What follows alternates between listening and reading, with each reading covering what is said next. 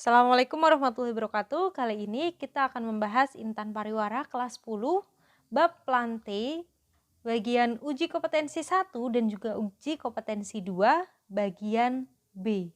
Mari kita simak bersama-sama. Oke, kita mulai dari uji kompetensi 1.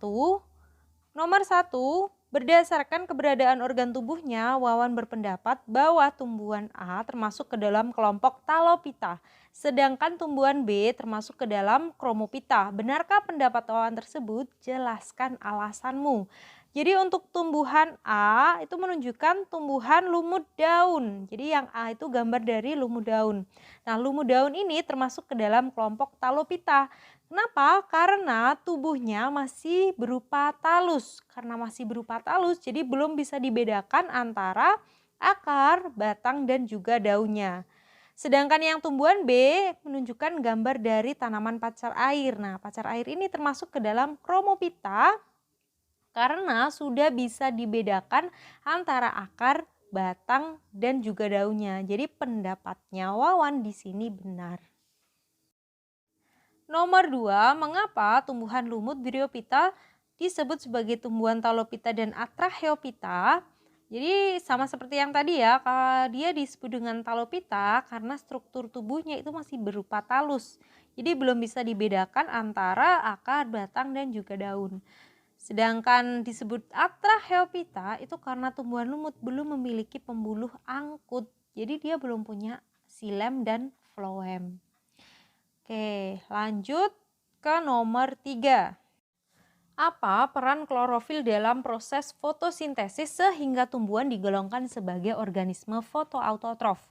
Jadi tumbuhan itu digolongkan sebagai organisme fotoautotrof karena dapat membuat makanan sendiri dengan memanfaatkan cahaya matahari. Jadi tumbuhan itu punya klorofil yang berperan untuk menangkap cahaya yang digunakan sebagai sumber energi dalam proses fotosintesis.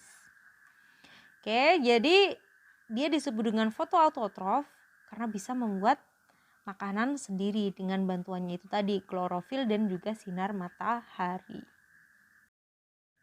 Nomor 4, perhatikan beberapa jenis tumbuhan berikut. Di situ ada dari tumbuhan nomor 1 sampai dengan nomor 8. Berdasarkan sistem klasifikasi kontemporer, tentukan kelompok beberapa jenis tumbuhan tersebut. Jadi berdasarkan sistem klasifikasi kontemporer, tumbuhan itu dibedakan menjadi 3. Ada Bryophyta yaitu lumut, kemudian Pteridophyta, tumbuhan paku, dan juga Spermatophyta, tumbuhan berbiji. Nah, oleh karena itu pengelompokannya akan seperti ini. Yang pertama, Bryophyta isinya adalah hanya lumut daun. Lalu untuk Pteridophyta isinya adalah suplir dan juga paku ekor kuda. Sedangkan yang Spermatophyta ada bambu, jagung, terong, pakis haji, dan juga kelapa. Jadi bisa dihasilkan 3 kelompok dalam tumbuhan tersebut. Nomor 5, apa yang membedakan antara fenogram dan kladogram sebagai metode pengklasifikasian makhluk hidup? Jadi untuk sistem klasifikasi itu dapat dikelompokkan ke dalam kelompok tertentu berdasarkan hubungan yang dimiliki oleh setiap individu. Nah, terdapat 2 metode yang digunakan untuk menentukan klasifikasi makhluk hidup, yaitu ada metode fenetik atau yang bisa disebut dengan numerik, dan juga ada metode filogenetik. Nah, untuk yang metode fenetik adalah metode yang menggunakan keseluruhan kesamaan di antara organisme untuk menentukan hubungan kekerabatan di antara organisme dalam menyusun klasifikasi. Jadi dicari dulu kesamaannya, ciri-ciri yang sama. Nah, metode ini membandingkan sebanyak mungkin karakteristik morfologi atau anatomi dan tidak membedakan adanya homologi serta analogi. Pokoknya dicari semua persamaannya. Dari metode fenetik ini akan dihasilkan suatu data. Nah, datanya itu baru disebut dengan fenogram. Sedangkan metode filogenetik itu metode yang membahas hubungan kekerabatan antar berbagai makhluk hidup melalui analisis molekuler dan juga morfologi. Biasanya metode ini akan disusun berdasarkan jauh dekatnya kekerabatan antar takson yang satu dengan takson yang lainnya. Jadi pada dasarnya klasifikasi dengan metode ini disusun berdasarkan persamaan fenotip yang mengacu pada sifat-sifat bentuk luar, faal, tingkah laku yang dapat diamati dan pewarisan keturunan. Nah, dari metode filogenetik ini akan dihasilkan suatu data yang disebut dengan kladogram. Jadi fenogram dan kladogram tadi itu data yang dihasilkan dari dua metode yang berbeda.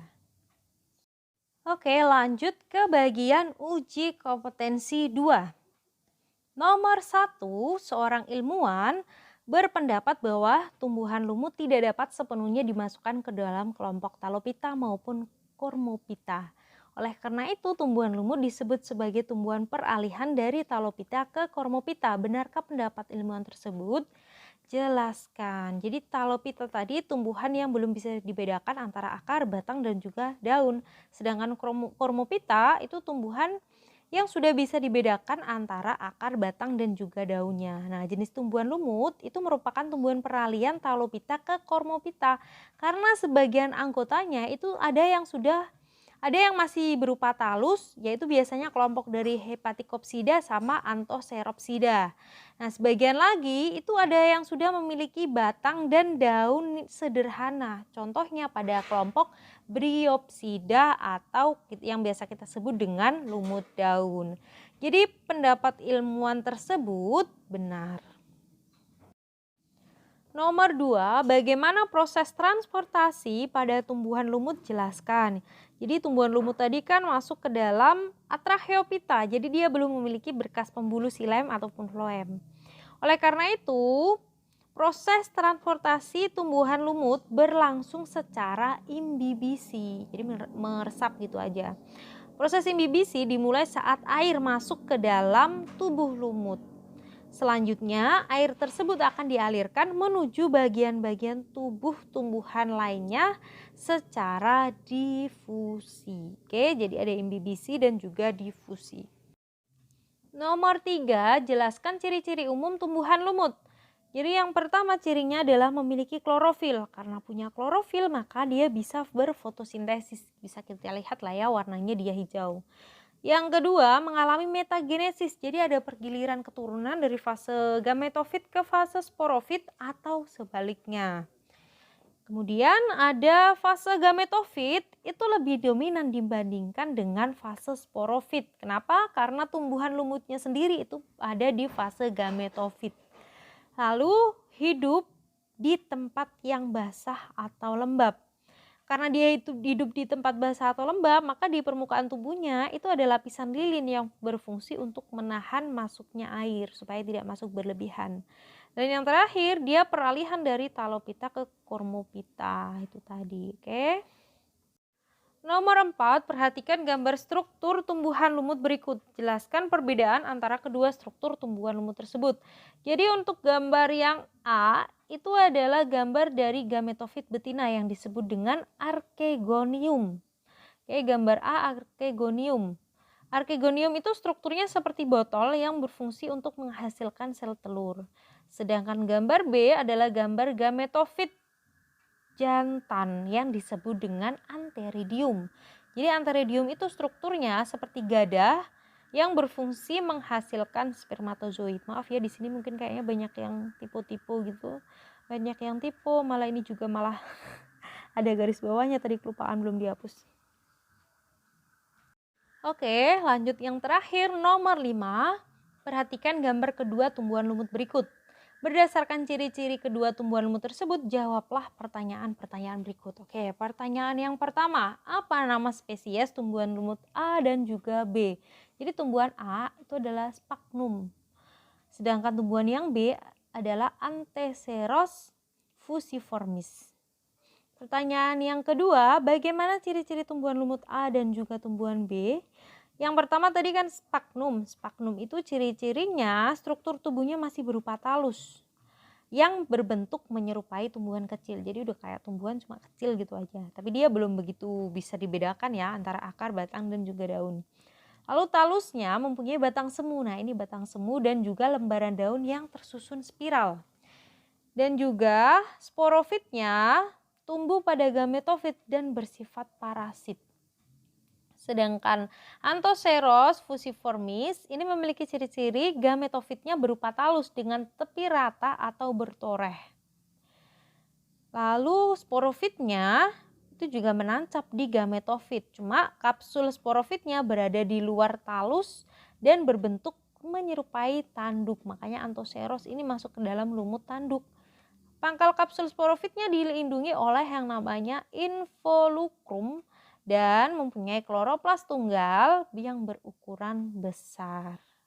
Lanjut yang C. Apakah tumbuhan lumut A dan B dapat dimasukkan ke dalam kelompok yang sama? Tentu saja mereka keduanya berbeda. Kenapa? Karena bentuk gametofit dan sporofitnya juga berbeda. Sphagnum itu masuk ke dalam lumut daun atau yang biasa kita sebut dengan bryophyta. Sedangkan yang Anthoceros itu masuk ke dalam lumut tanduk atau yang biasa disebut dengan Anthoceropsida. Sekian pembahasan kita kali ini, semoga bermanfaat. Terima kasih. Wassalamualaikum warahmatullahi wabarakatuh.